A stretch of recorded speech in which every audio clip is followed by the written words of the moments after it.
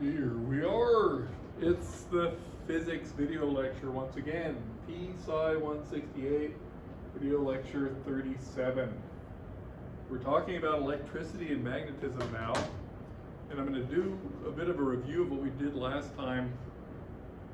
Fact is, we made a huge jump right into power and volts and amps, and the only reason we could do that and get away with it, so to speak, is because we've already studied so much energy. I'm going to go ahead and put up that comparison again and say a few words about that.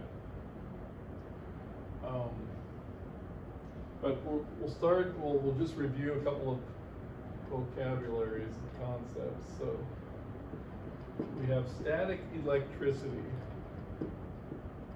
and we have a bunch of phenomena that go with it.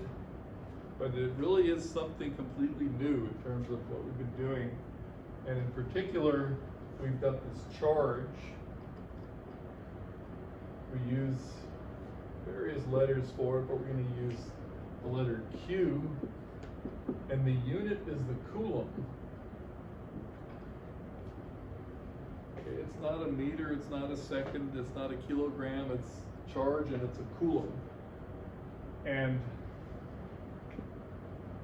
so I like to number things. So there's one, and then there is an interaction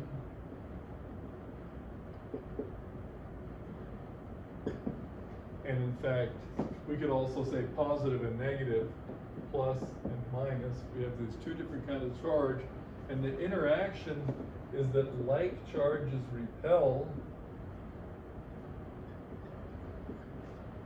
and unlike charges attract.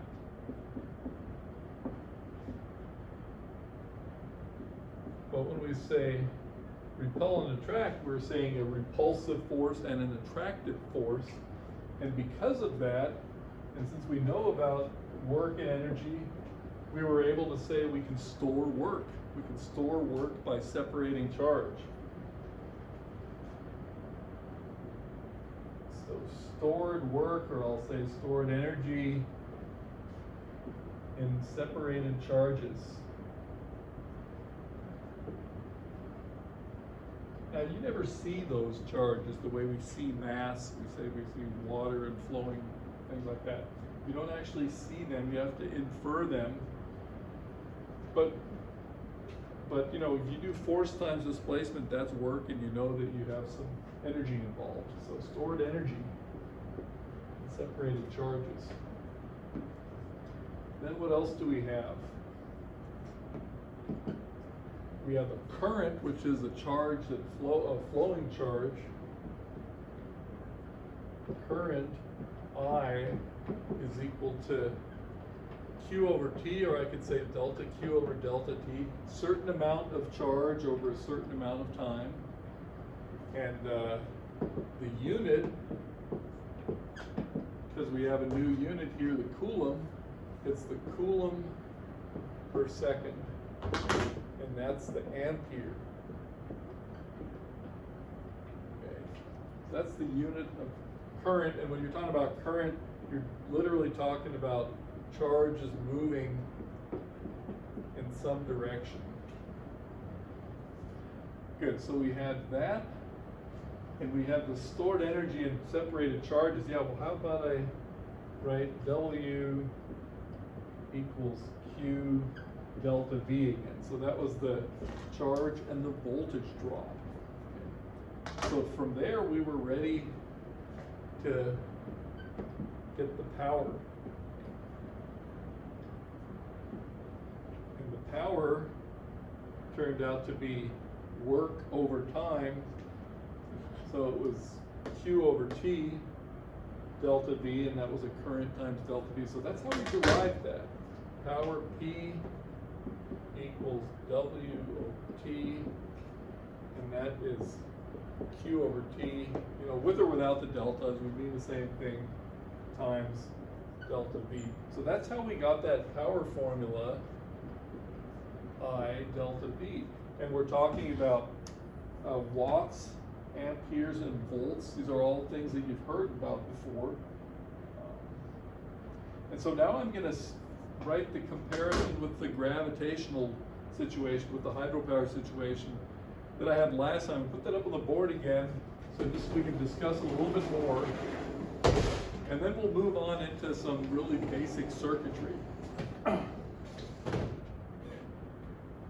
So this is what we ended with last time, so it's just a good review. So we're going to write electrical power versus hydropower formula.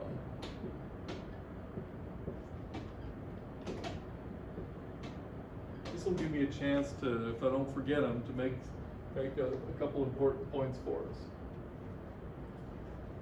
So the electrical power and the hydropower formula. So here we have power is equal to I delta B, or power is equal to Q over T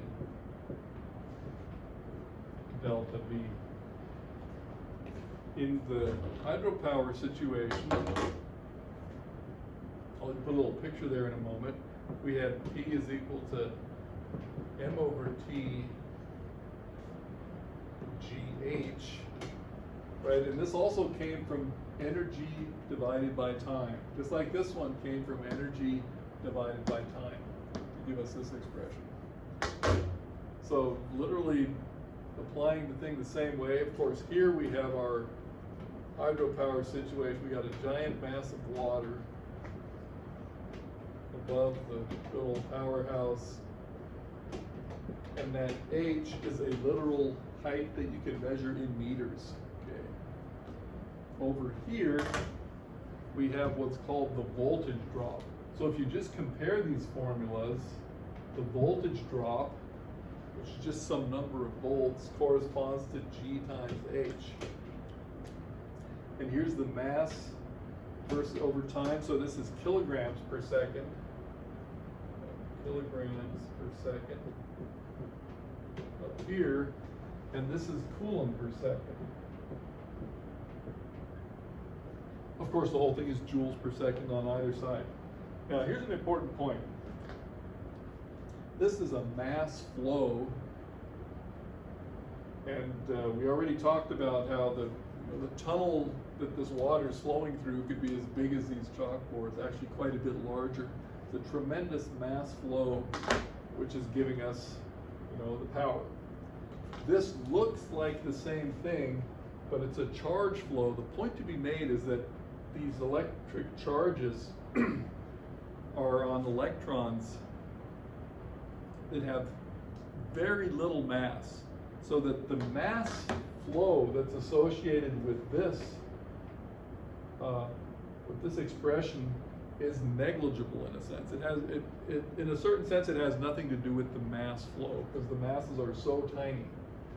In other words, you could have say 1,000 megawatts, one of those big numbers, right? Big power plant, giant power plant, 1,000 megawatts out of this formula, and you could have the same thing out of this formula.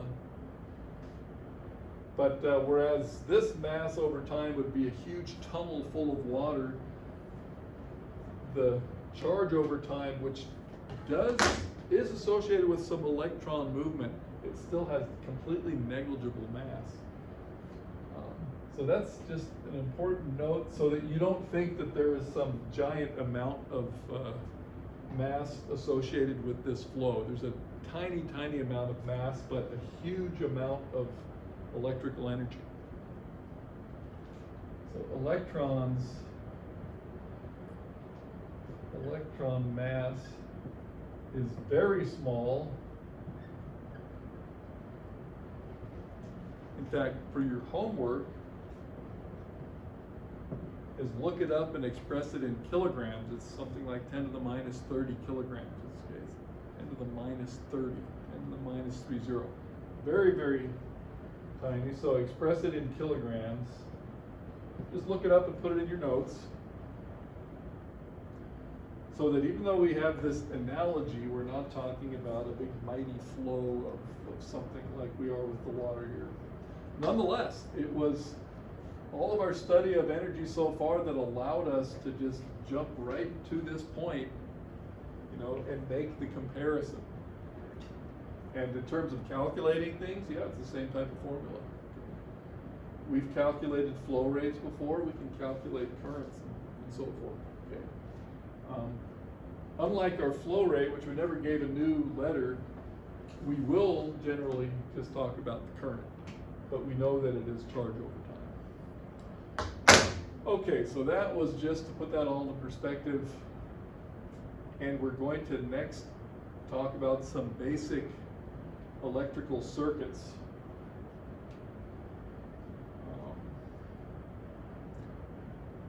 Once I didn't write magnetism this time, then in subsequent lectures we'll have to talk about magnets and magnetism, and then we'll see that electricity and magnetism come together.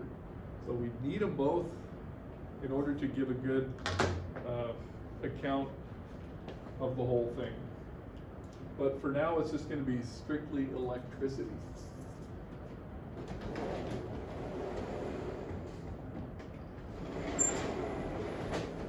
And what we'll do is we'll just analyze the most basic circuit, and we'll relate it to our household electrical uses, so we'll get something good out of this.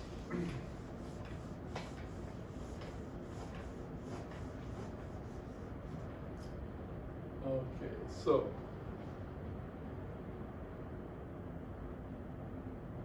yeah, we have the energy, we have the power. So let's just call this basic electrical circuit.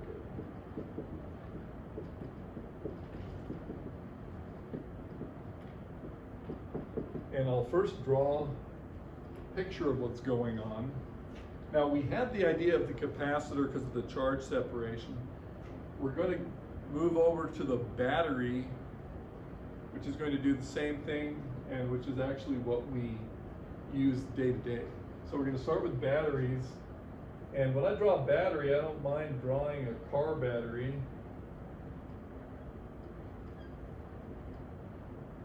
Because it has a positive and a negative terminal, and voltage 12 volts. So what you can do with a car battery, a lot of things. Start your car, turn on your headlights. So let's look at a headlight, and we'll even let it be an incandescent bulb, even though those are no longer as common as they once were. So the standard light bulb, right there. So you connect a wire to the bottom, the tip here of the bulb, and inside the bulb is a little filament. That filament connects to the shell right there, and then we can go here to here, and we'll even have a switch. And if we close that switch, then we have a complete circuit, electricity flowing in my diagram here clockwise, so I'll close the switch. So formally, even if the electrons are going the other direction, the current, the positive current flows from plus to minus. That's just the formalism. We don't have to worry about whether the electrons are really going in this direction. Okay. So the current, we always say, goes from plus to minus, so there's a current. And the question is, why does this light bulb give off light? Why does the light bulb give off light? The reason is that the filament is a very thin piece of wire. It effectively has a certain friction. Resistance is what the word is. It gets hot. So the filament gets very hot enough to glow bright white almost, right? And give off a lot of light. So here we have the filament heats up, gives off light. Right, that's when we had heat transfer by radiation. Actually, the filament gets so hot that it gives off light, and that's one of those aspects. So that's electromagnetic radiation. This is being given off by virtue of being hot. Okay, so we've got the delta V, we've got the I here, and this friction is actually called resistance. So filament has resistance. Resistance R, what we call it. Filament actually counts as a resistor. Resistance R. Okay, so that's a bit of a picture there. I'm going to give the schematic diagram of the very same thing.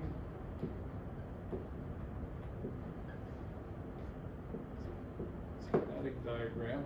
And that would be that the battery is just these two vertical lines, or these two parallel lines. The short one is the minus side of the battery, the long one is the plus side. So you actually don't have to write plus minus, but we're doing that. Okay. Then we have a wire going to a resistor. And I could have the switch open like I did before, and then when I close the switch, we have a current flowing. So this battery could just be labeled delta V the way I did that one. The current that flows is I, and the resistor is labeled R. So there's a relation between these three quantities called Ohm's law. Ohm's law. And that reminds me, I actually have to give the units of resistance, but in order to do that, first I have to state Ohm's law. So Ohm's law is that in a circuit, the voltage, resistance times the current. You know, and if you're given a certain battery and a certain resistor, then this equation will tell you how much current flows. Okay. So given delta V and R, because you could say those are devices, right? The battery has certain voltage, maybe 12. Resistor has certain resistance.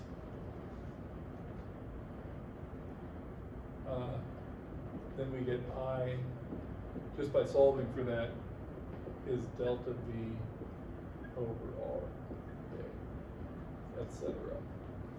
So that's pretty much the level of circuits we're going to do, but you'll see in a moment we're related exactly to what we experience every day.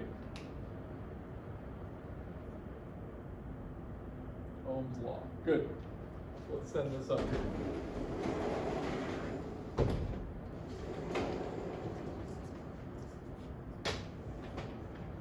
And we'll soon make use of these. Actually, this one.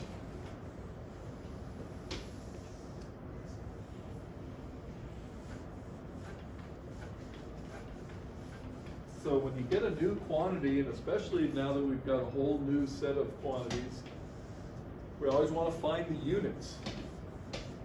So we'll use Ohm's law to find the units. So next, the unit of resistance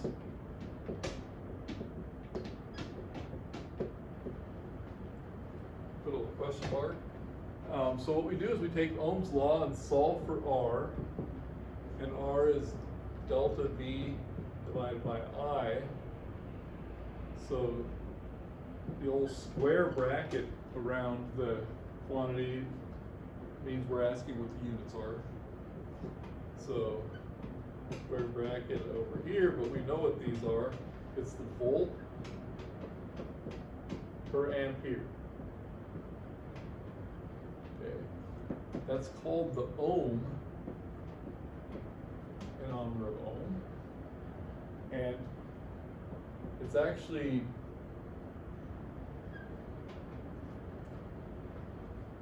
symbolized by the uppercase Greek letter omega. So you can use omega, you can have volts, V for volts, A for ampere, omega for ohm. Good, so that's our Ohm's law. And now we can talk about these circuits a little more, just by taking a typical situation with an automobile. Okay. And so we'll go back to this situation and ask what the resistance is on a 60-watt headlamp. So suppose headlight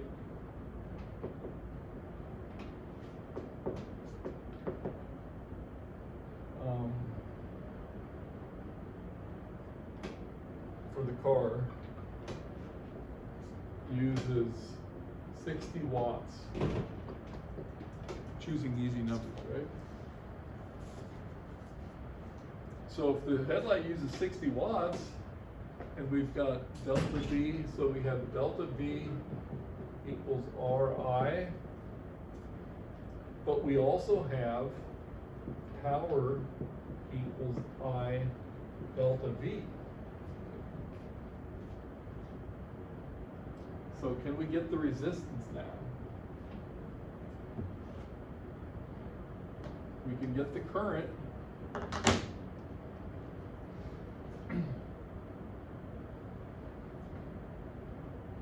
So current in our circuit, and that's that one right up there, current is equal to P over delta V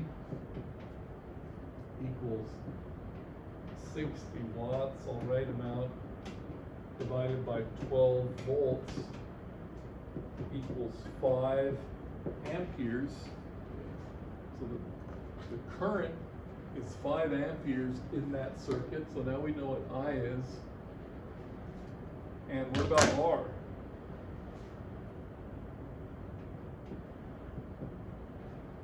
Just as we had before, delta V over I is equal to 12 volts over 5 amperes. And you just leave that as 12/5.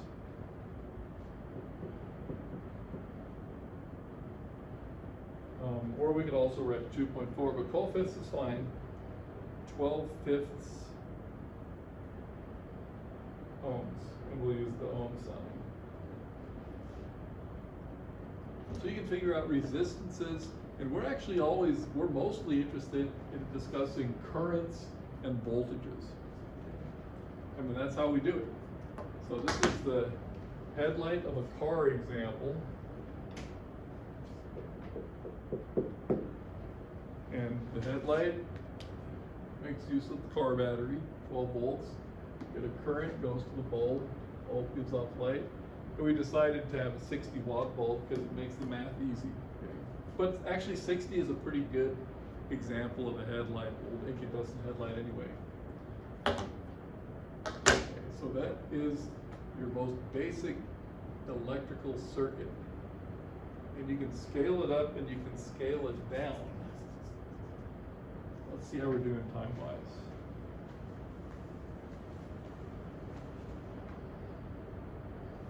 Fantastic.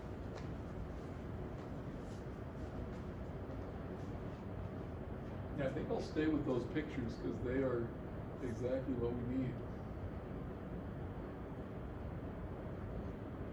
Good, so I'll erase this and keep going with the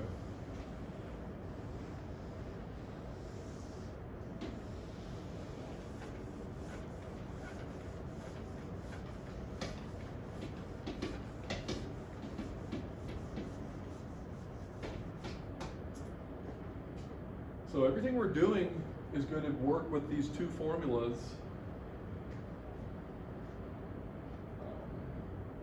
And I should say one thing right now.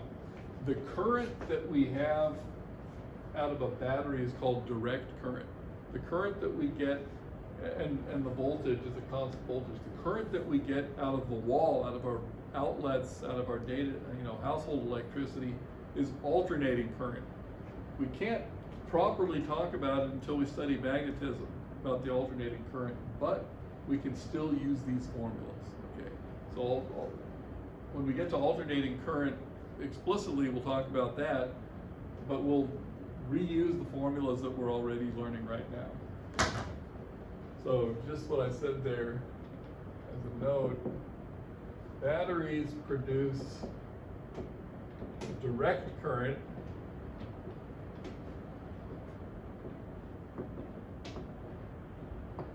that's DC, and generators typically produce alternating current.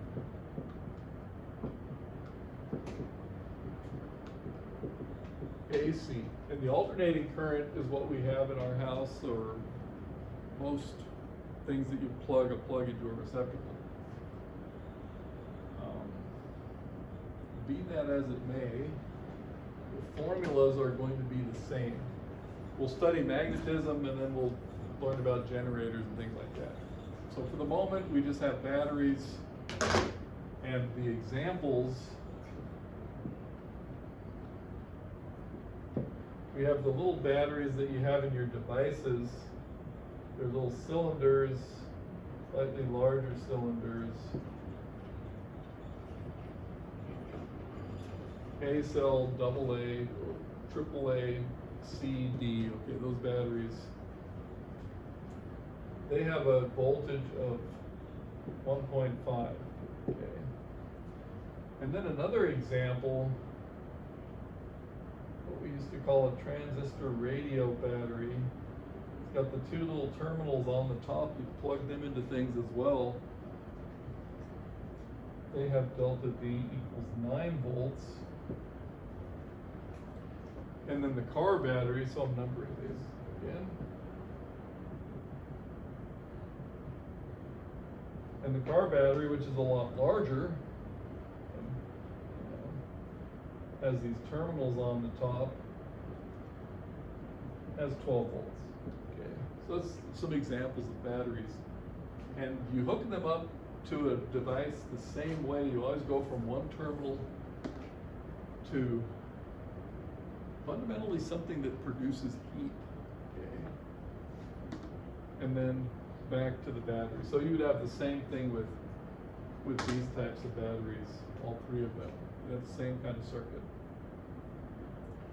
The next point is that I'll just repeat our formulas.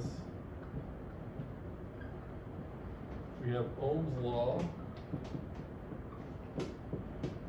and we have P equals I delta V. So the amps times volts is watts. Watts equals amps times volts. Right? You never forget that. So we need some more examples of the type that we just calculated. So these two equations can be put together, and we can do the following. So these are fundamental, they're all we need. But we can also express them in this following way. So we have delta V is R times I, so we can say P equals I times R times I again, so that's I squared R. Or we can plug it in the opposite way. We can have P is I delta V and replace the I with delta V divided by R. So I'm just going to write that down. So it's I delta V, replace the I, delta V over R, so it's delta V squared divided by R. Like I said, since we got these formulas from these two, these are the ones we really need, but these can illustrate certain things as well. Namely, if you have a certain circuit, the power in the circuit is goes as the current in a quadratic relation. There are times when you want to keep the current low and the power small. And an example of that is not the light bulb per se, but the wires. So you'll notice in these two sketches, we're acting as though the resistance only exists in the wire, okay? And here we're saying the resistance only exists in the light bulb, and these wires just are free conduction. But in reality, every wire has some resistance, and the wire can get hot. Now, we know thermal physics, right? So this power represents a certain amount of heat being produced.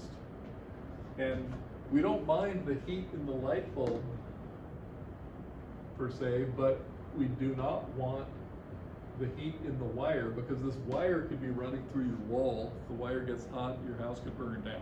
Okay. So this type of relation plays a role right there. If you double the current, you quadruple the power, and if that's the wires inside your wall, you may be getting some trouble. So for that reason, you can see one can be talking about some current element with a certain resistance and how much power is being burned in that current element. And that's a good use of this version of these formulas right here.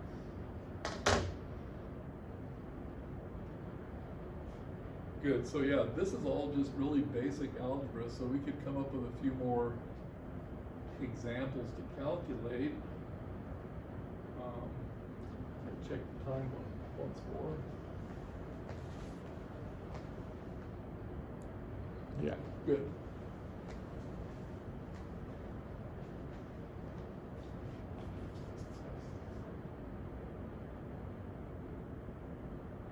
So what we'll do is actually segue into the household wiring aspect of this.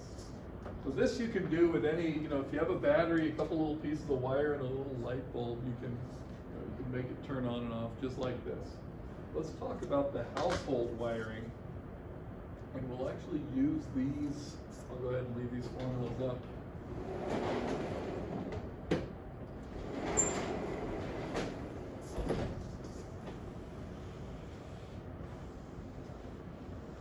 And we'll get some typical currents out of this discussion.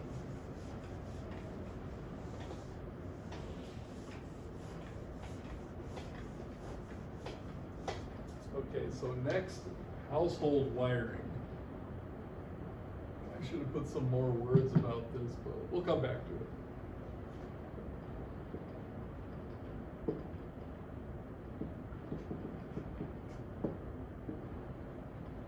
So yeah, the household presents a little different thing. You've got a plug, in the wall.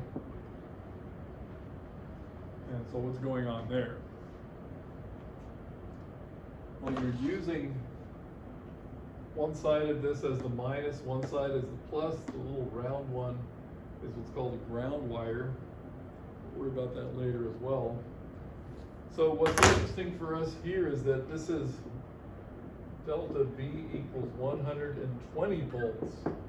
So your household wiring, 120 volts. If I were to draw a receptacle, we'd have two of those, typically on top of each other, right? Other way around. Okay. 2 or 4, whatever. So the point is the voltage is 120 volts. It is alternating current, but like I said, we'll deal with that later. We still can use Ohm's law. So a good example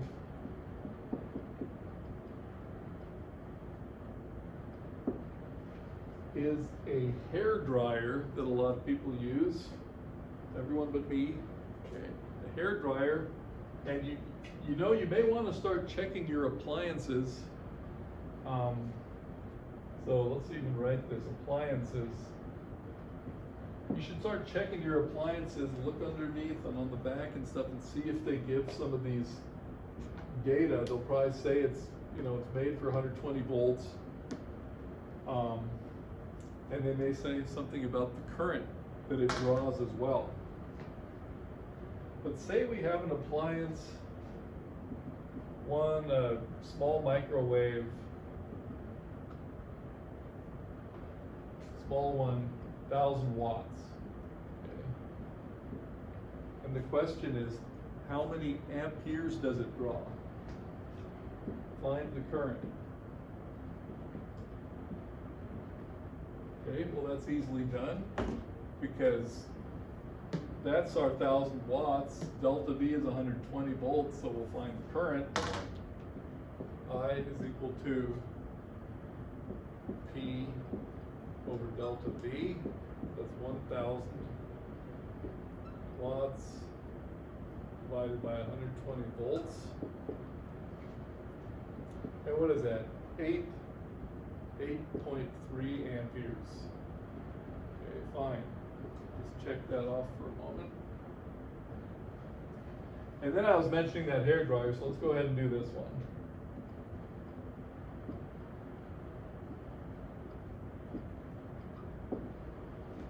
And say we use a big one that's got 1,500, it draws 1,500 watts.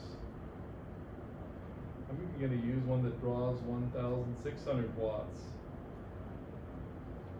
Current, again, find the current, would be 1,600 divided by 120.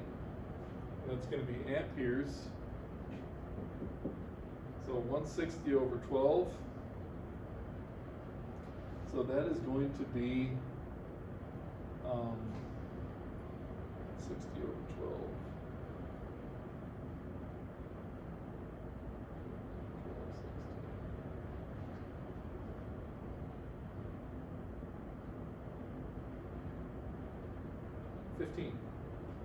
15 amperes. Good. Good enough.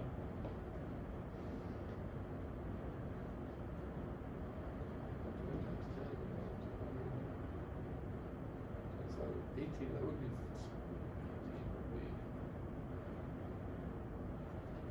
sorry about that. 12 into 160.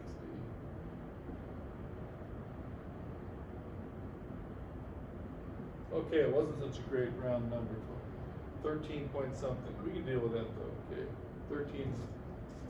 I'll just write approximately 13. Okay, good. Now here's the thing. Suppose you're sharing an apartment with your roommate and you both want to plug in the 1,600 watt hair dryer. It seems every class I talk to, the students have experienced that. So what's the problem there? You're going to be drawing 13 plus 13, 26, a little more than 26 amperes. So this is an important note. Two of these will flip your circuit breaker because your plug circuit has a maximum amperage of 20 amps, okay? Maximum current of 20 amps. Put that note right here. I think we'll end with this excellent example. Two of these will trip the circuit breaker.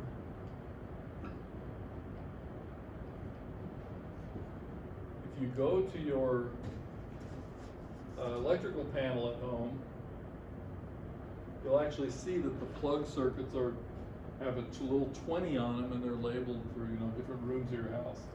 So two of these will trip the circuit breaker. Plug circuits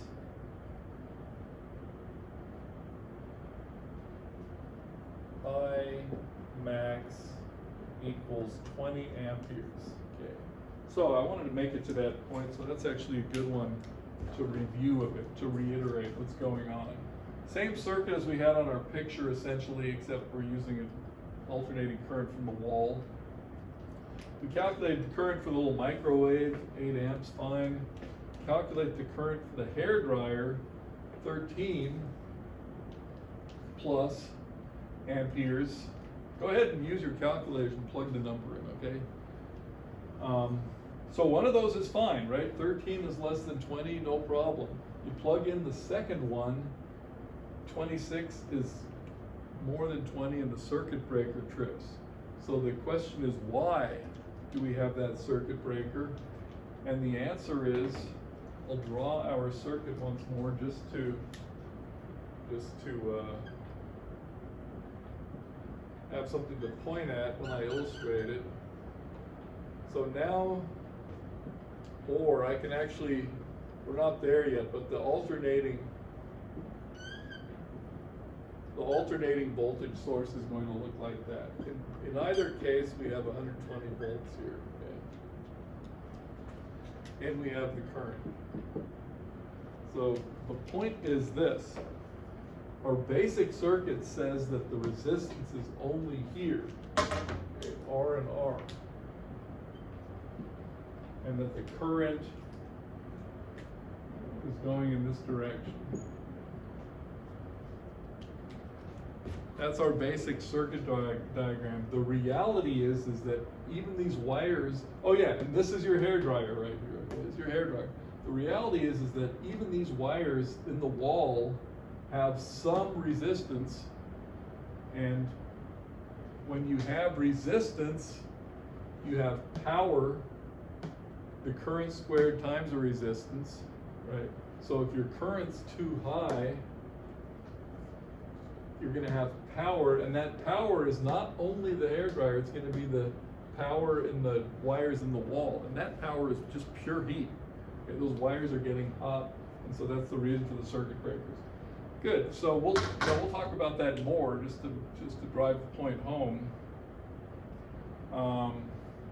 And then next time I'll give you some good heads up on what kind of interesting pictures we could download to illustrate these things. But for now, just review what we've done here, and you actually have a decent little key to your household wiring. In particular, like I said, look at different things. You say you've got a toaster oven, you've got a hair dryer, other things as well, microwave. And I'll extend this next time too. So this 120 volts, that's typical lights and little machines and stuff. The electric clothes dryer, the air conditioner unit, and the electric range will actually use a 240 watt plug, and it looks a lot different than the 120. But all of your little plug-in appliances are 120. Okay, good. That's a good place to call it a day, and see you guys next time.